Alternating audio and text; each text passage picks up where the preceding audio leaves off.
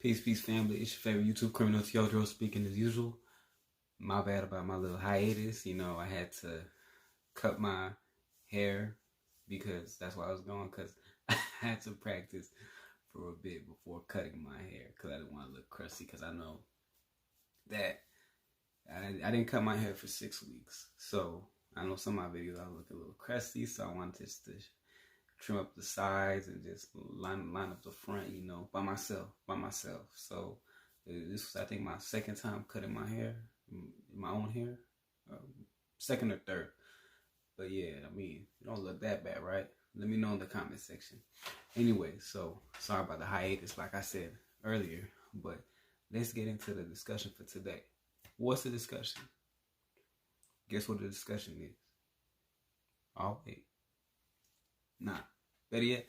So we're going to be talking about African leaders in regards to how they can deal with the problem with the West and China exploiting them.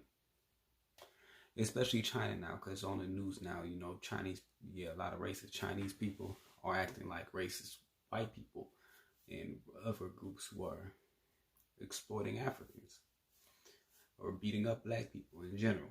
So you cannot, one thing I will tell y'all this is, you don't be afraid of them. Don't be afraid of somebody who's treating you like shit. A lot of these African leaders are wimps. They're straight up wimps. Okay? You have to be fair and firm with them. You don't have to get all hostile and stuff like that. Just be fair and firm and aggressive. Just like everybody else. Everybody else is the same way.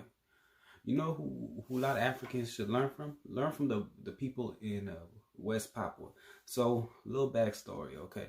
So, West Papua is a little region in Indonesia. It's originally belonged to the Papuan people, the Pacific Islanders. People probably know what Papuans look like.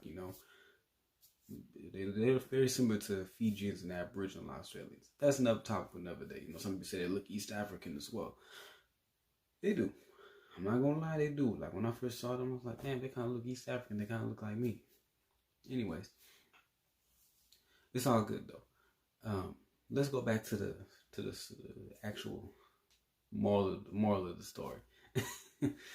But what a lot of African leaders have to do, they have to stand up, because the same way how West Papua stood up against the Indonesian government, and they were outnumbered too. It was 700,000 to 267 million people, but they stood firm. They stood firm and said, "No, you will not exploit me. You will not exploit my damn resources. You're not going to treat me like a second-class citizen. You come into my turf and you treat it like a god. But when I take my ass to Bali, Jakarta, whatever else, I get treated like a dog. I'm getting the shit beat out of me by these racist Chinese, these racist people from all over the world. You racist so-called Indonesians too. Nah. To hell with that. To hell with that stuff. We finna separate, and we're gonna take control of our economy, and we're gonna build and make sure everyone is built up and have a strong economy, a strong infrastructure. There is, and that place, West Papua, is as resourceful as Africa is. Africa has the best resources on the planet Earth. Okay? Why do you think everybody wants to go there? Use it wisely. Don't let other people exploit your shit. That is your stuff. At the end of the day, do something about it. Okay? Stop tap dancing, being like, oh, China, please don't do anything to us. Stand up for yourself. I'm tired of this crap, man. Oh, I gotta be putting my head down and stuff. No, hell no, man. You stand up for yourself, man. I'm tired of this shit, man. Like all the time, every time. Like, bruh, people be standing up to people regardless of the numbers and stuff like that. You have numbers. Well, collectively we do. And individual nations do as well, bruh. Like Nigeria got a population of 200 million. Ethiopia got a population of 100 million. Liberia, 4 million, 5 million. Somalia, 12 million. South Africa, 55 million. Egypt is like 80 million, man. Come on, man. You know these punk races. Do you like that? Come on, man. You don't even want to boy, and you go to their businesses, bro. Regardless, they're beating you up. They're doing these damn WWE moves in their damn in nail salons. They're doing these damn wrestling moves, these boxing moves and stuff like that on you. Come on, man.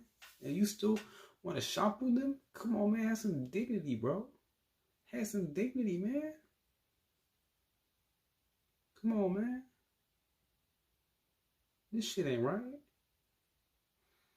It ain't right to do this.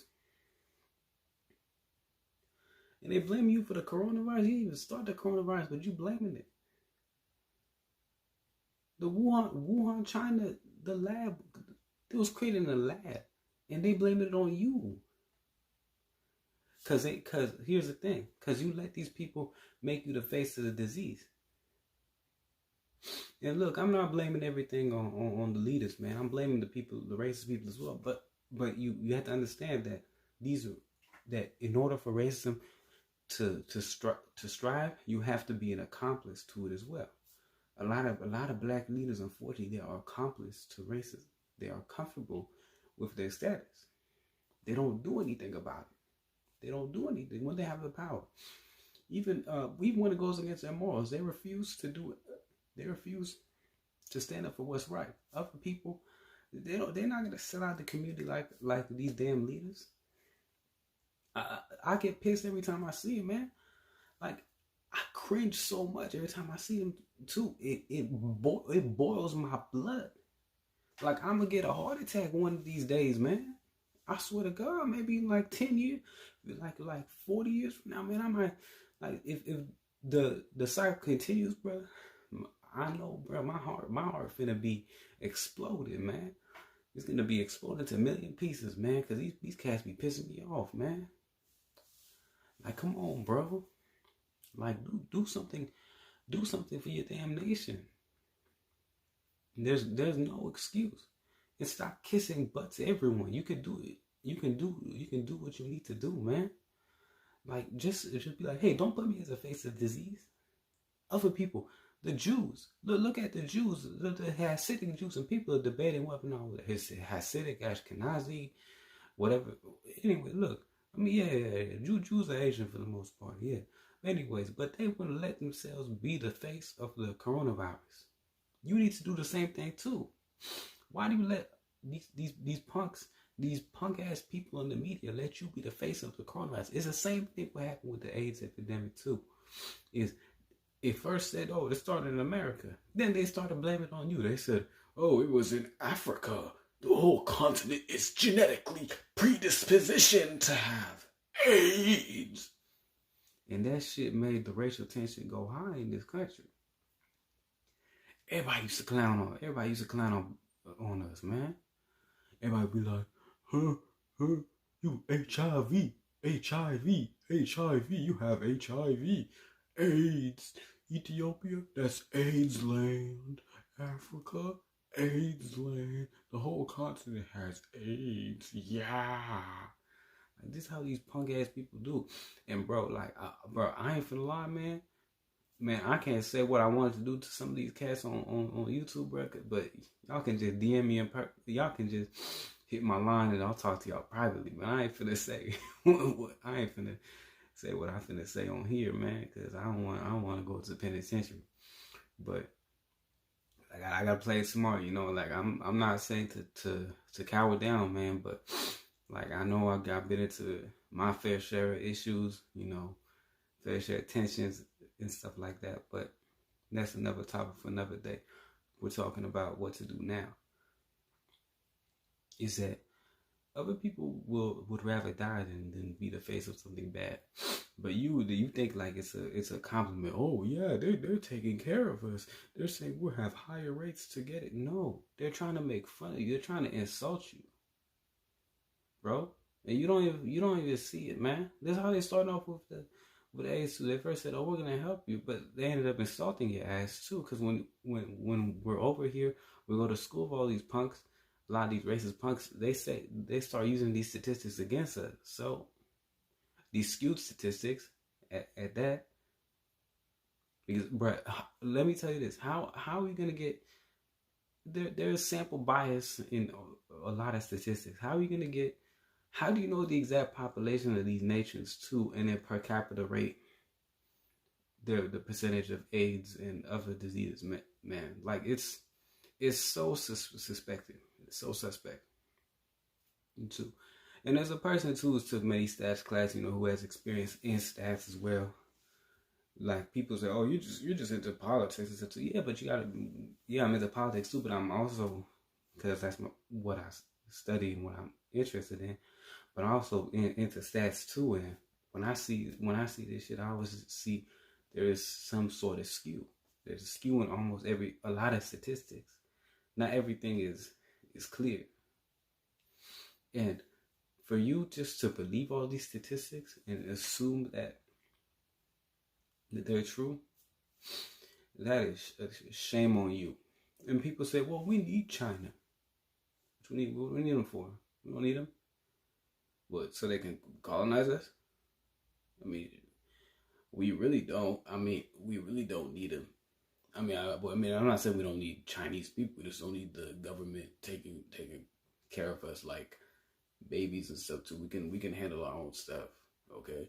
Only people who are really who are really pro China or pro the Chinese government in the West going in there is, I ain't gonna lie, bro. It's a lot of these people with bad attitudes, bro. Like bad attitudes, always hating ass people, whether it's here in the diaspora or over here, back across the pond in the continent, man. They be talking all that shit. Why you said we gotta do this and that? Because they're comfortable with living the way they're living, unfortunately. I mean, people don't want to like put in that work, put in that work. And like, I mean, once we get rid of all these leaders, man, they don't want to rebuild, because you got to rebuild. There has to be a reconstruction period after every sort of very intense situation like this. A lot of people do is, unfortunately, when there's an intense situation, is that after the intense situation, they start partying. Like, yeah, no, player, you gotta rebuild. It's called rebuilding. You can't be doing this all, yeah. That's a lot of nations' downfall, is that they party too much. Like, it's cool to turn up, I'm always good for a good time, man. But the time to like rebuild, the time to link up with people, create businesses, create opportunities like that, make sure your workers aren't being exploited, things of that nature, whether it's capitalist society or socialist society, doesn't matter. And everything in between, man, you gotta work together, man. You gotta make sure there's structure. You gotta make sure everything is good, man.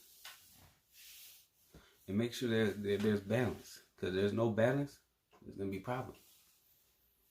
There has to be balance of everything, man. And there has to be. You can't just be. Don't be complacent of your situation.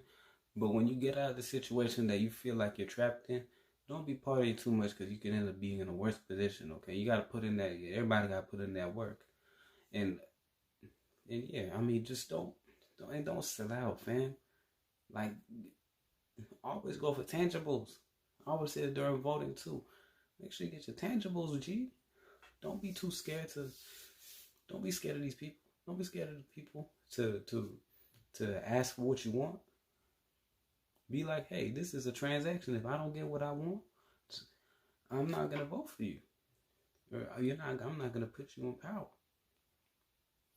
So anyways, I don't want to go over 15 minutes, because it's not good to be doing that these days, because people get bored of these videos. But yeah, I think that's about it, bro. I don't want to keep on going on a tangent, So y'all have a blessed one. Like, comment, subscribe. Make sure y'all comment down below how y'all like my haircut, by the way. It's pretty good. Is it all trash? Like, comment, subscribe, and have a blessed day. Goodbye.